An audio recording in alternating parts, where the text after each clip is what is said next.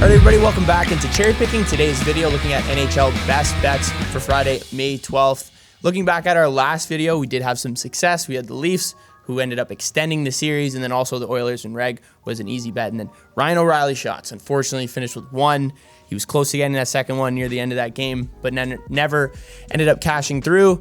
So 2-1 on the day, back-to-back videos being 2-1. Let's try to go for the 3-0 sweep today. But before we get into that, if you have yet to sign up, either BetMGM or DraftKings, two of the best places to bet on the NHL playoffs. DraftKings, definitely a lower risk welcome offer. Bet $5 on any team to win, get $150 in bonus bets instantly. And then BetMGM, a great place to place same game parlays. And then also they give you $1,000 first bet as your welcome offer. Let's get into the picks for Friday. All right, so looking at the first game we have on this slate, we're gonna be taking the Leafs in Reg at -110. Yes, I think they extend the series one more game. Just looking at Joseph Woll, I think this guy is going to be a bigger X factor in the series than maybe some people originally thought. Looking at game 4, his goals saved above expected were 2. So he obviously helped and propelled that Leafs team to a victory. Coming back home, I think the Leafs can rely on their offense a little bit stronger. You know, in those game 1 and 2, Sergei Bobrovsky had his 2 best games as a Florida Panthers in his career. And those were back-to-back in Scotiabank Arena. I can't see him doing that for a third straight game away from home. I feel like the Leafs offense was too much in those first 2 games. I know they haven't created a ton on the road, but they're a completely different team in this building. We saw that again in the Tampa Bay series as well. The Leafs have done it all offensively. In game 1, their expected goals for was almost 6, and then in game 2, it was just above 4. Those last 2 games, game 3 and 4, they definitely weren't putting on the same amount of chances, I would say, in those first 2 games. Game 3, obviously, super lackadaisical performance, and then in game 4, we saw Joseph Woll play well, and then be able to limit mistakes. Kind of, we saw them cause way too many defensive zone turnovers in game 3, 2, and even game 1. Those were limited in game 4. The team as a group played much more tight-knitted, I would say. And then I think it would just be very tough for this Florida team to rip off 3 straight wins on the road to close out this series, or 3 wins on the road with Toronto not even getting a single one at home. I think this team's too good at home. I think Joseph Woll will play well again, and I think Bobrovsky, there's a very slim chance we'll see him play like we did in game 1 and game 2. So Leafs and Reg -110, best bet in this game. All right, so a player prop we're going to be looking at in the Leafs game, none other than Austin Matthews, not to score, but over 4.5 shots on goal. I really like this play at home. He's been much better at home to hit this prop throughout the regular season and even in the playoffs. You look at the last 2 games they played in Florida, he did not go over 4.5 shots on goal. And then those first 2 games, game 1 and game 2, he had 6 shots apiece. So that's obviously encouraging as they head back home.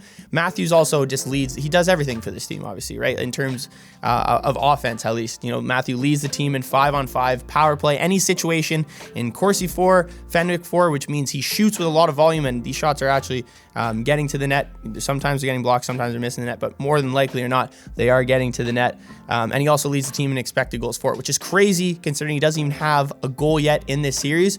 But that's even bigger factor. You know, coming back home on the brink of elimination, people and fans are going to expect him to score, so he's going to be firing the puck at all cylinders. You know, those first 2 games at home, he had 11 shot attempts, which resulted in 6 shots on goal. So the volume is definitely there. And then I mentioned at home this season, he's gone over this shot total over 50% of the time, and then on the road, less than 40%. Only 37% of the time he's hitting this on the road. So it's not a total shock to see him not hit his shot prop the last 2 games. But I think in game 5, as I mentioned, if they lose, they're packing their bags, they're going to the golf course.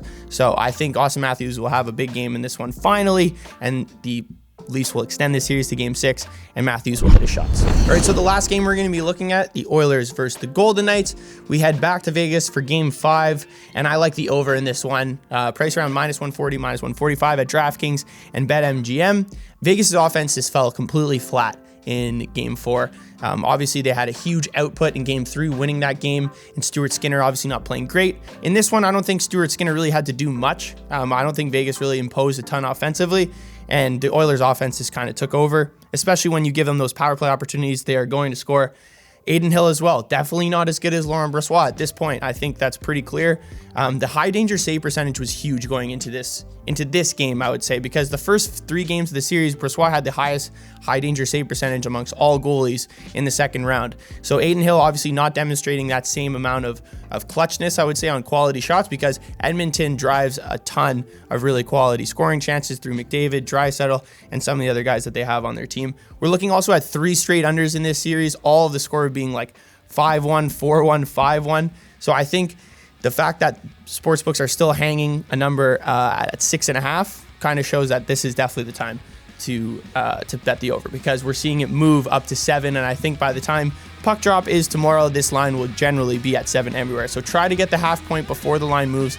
I think there'll be a lot more offense from both sides and not just a one-sided game that we've seen in so many of these other games in this series, especially in the second round. So bet the over 6.5 at -140. All right, thank you guys for tuning in. Let me know what you thought of today's picks for Friday. Be sure to like, comment, and subscribe. Sign up at BetMGM or DraftKings if you haven't, with those links in the description below, and I'll see you guys next time.